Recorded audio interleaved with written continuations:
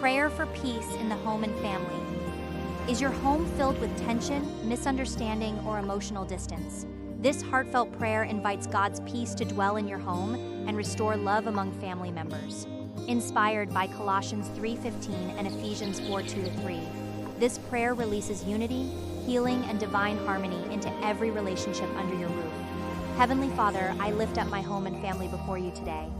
You are the Prince of Peace, and your word says in Colossians 3:15, "Let the peace of God rule in your hearts." Father, let your peace reign in every corner of my home.